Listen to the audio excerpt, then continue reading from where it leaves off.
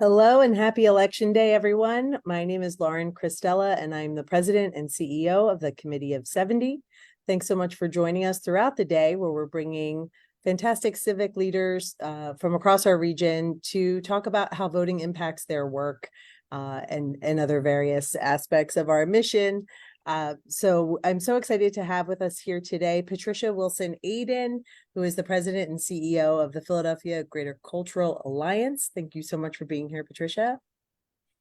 Well, it's fantastic to be here. The Committee of 70 has been a steadfast partner to the Greater Philadelphia Cultural Alliance, and I'm glad that we can have this conversation. Yes, you're a very valued WeVote partner, and we're so appreciative of all the work you do to spread the word and promote a culture of voting. I would love to start with just learning a little bit more about what the Cultural Alliance does. Maybe you could share that with our audience. Sure. The Greater Philadelphia Cultural Alliance is the region's foremost art service organization. We represent and elevate the interest of arts organizations, not only in Philadelphia, but in the surrounding counties. As an advocacy organization, we feel it's important to amplify the voices of the cultural community. And we define the cultural community very broadly. It is the performing arts, it's the visual arts, but it also includes historic sites. It also includes our open spaces and our botanical gardens. It includes the zoos. We believe that everyone in the Philadelphia region deserves a culturally enhanced life. And to that end, we want to strengthen the cultural sector's contribution, but also let everyone know what a vital and essential role arts and culture is to the vitality of our region, the economic vitality of the region, but also the well-being of our residents. Absolutely. I can think of favorite organizations in each of those categories you mentioned. So glad for the good work you do there. I would love for you to talk more about why joining as a WeVote partner and promoting a culture of voting was important to you, and an important message to share with your membership about making sure that their employees and their stakeholders cast their ballots each election day. Absolutely. Beyond being a fundamental responsibility and right for every individual, voting is an important matter to the arts community because it ensures that the voices of the arts and culture community are heard and elevated as we talk about important policy issues. By voting, we encourage the candidates and those elected officials, those policymakers, to recognize and connect with the diverse and eclectic arts community and really understand how we do contribute to that vitality that I was referring to. We believe that the arts in Philadelphia are undervalued and underleveraged. We are an asset. So by voting, we hope that we can make the connection with our elected officials, whether it's the mayor or city council, that our creative economy contributes to our economic well-being. We're a $3.4 billion industry. We generate close to 38,000 jobs.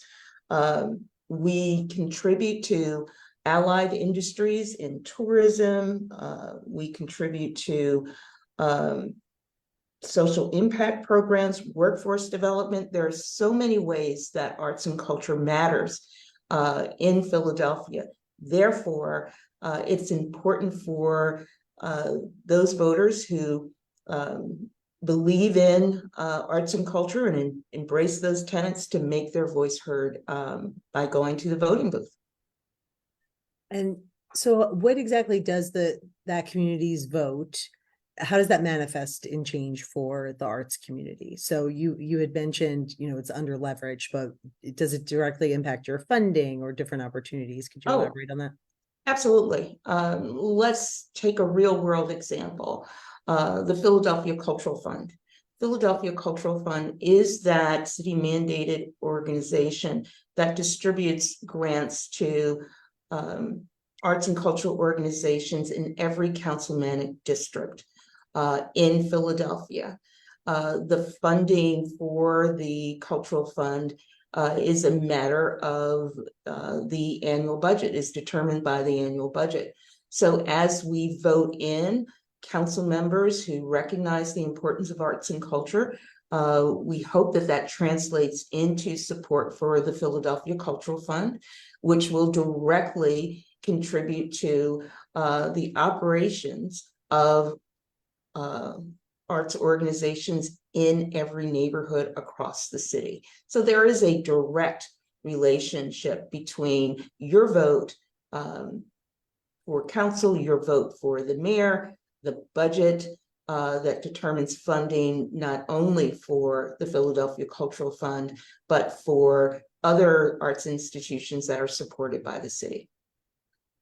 Absolutely right. And this, yours is an example of the impact of the vote for just one constituency, one very large constituency, of course, but that we can make that case in every neighborhood across the city, right? That you get more attention, you get more resources when you show up to vote, when you become a constituent of that council member, right? And they check, you know, elected officials check to see who's voting and behave accordingly. Well, one thing that we do try to bring home to our elected officials is that the arts and culture sector, the arts and culture community, is a politically engaged community. When we hold our members and those people that participated, for instance, in our mayoral forum, over 90% of them said that they vote regularly. And over 70% said that a candidate's position on arts and culture would influence their vote. So if we're talking about a level of political engagement, an informed constituency, an active constituency, certainly the arts and culture community fits that profile. We're hoping that candidates understand the power and the energy of the arts and culture constituency and understand that we support those candidates that support us. Absolutely. And that's such a valuable lesson for any group of people or person who's passionate about a specific issue, to find your people and to make your voice heard as a group and do that kind of advocacy work. That's terrific to have that data available. Can you talk a little bit about the relationship between voting and the protection of artistic freedom and expression? Absolutely. So artists and those people who are working in the creative sector are the ones that very often challenge our notions of freedom and interrogate the fundamentals of a democratic society. We are prompters of debate and discussion. So ensuring that artists and other members of the creative community have the wherewithal to undertake that work really contributes to having a robust and healthy democratic society. You know, the idea of being provocative, being able to express your ideas, encouraging thoughtful debate is core to the work of the artistic community. And so we believe that we have a direct contribution to a healthy, robust, engaged, and active democratic society. That's fantastic. Do you have any other issues aside, obviously, from funding, but is there another way that your work intersects with the government or things that you're advocating for, art in schools, for instance? Is there anything else?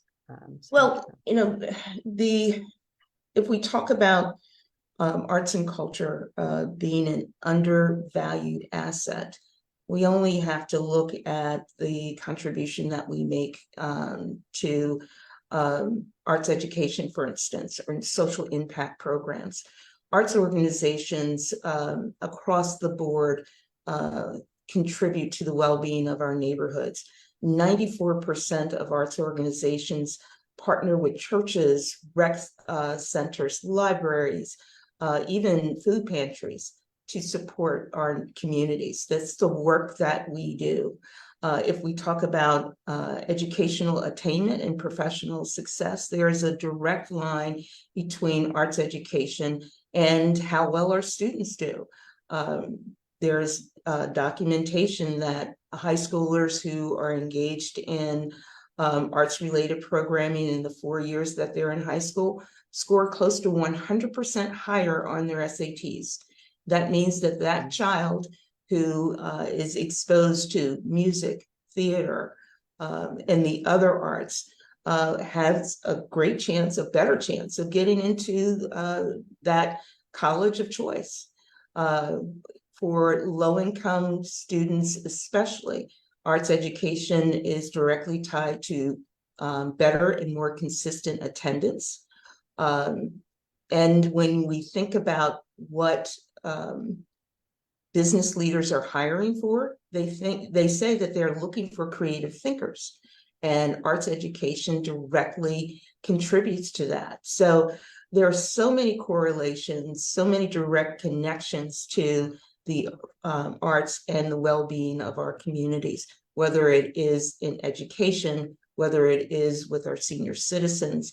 We have so many social impact programs that address returning citizens, and we are demonstrating that arts and culture is a vehicle, a pathway to a more structured and stable life for those citizens. So again, the idea that arts and culture might be a frivolous or an elitist afterthought, to the contrary, we are essential to the well-being of our residents throughout the city, no matter the zip code, no matter the race, gender, sexual orientation, income status. Arts and culture has a place in improving the lives of residents throughout Philadelphia.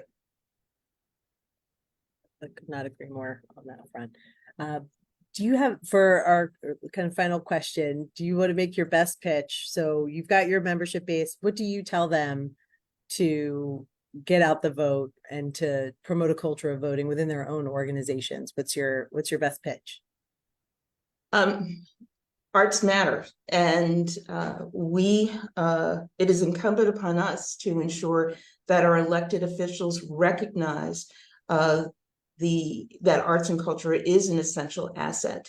There is a direct connection between city council and the mayor in funding for the arts, and only by getting out to vote, only by making it clear that we are an engaged and committed community, will we amplify that arts and culture is that asset, and arts and culture requires the support of our elected officials, not only for funding. We're looking for an integrated arts plan. We'd like to see arts and culture reflected as a priority across departments, so that whether you're talking about the Department of Commerce, whether you're talking about the Department of Recreation, Public Safety, arts and culture can contribute to the well-being of our city, and all of these departments can leverage arts and culture to the good of our residents. So let's get out and vote and make sure that the city council candidates and the mayoral candidates understand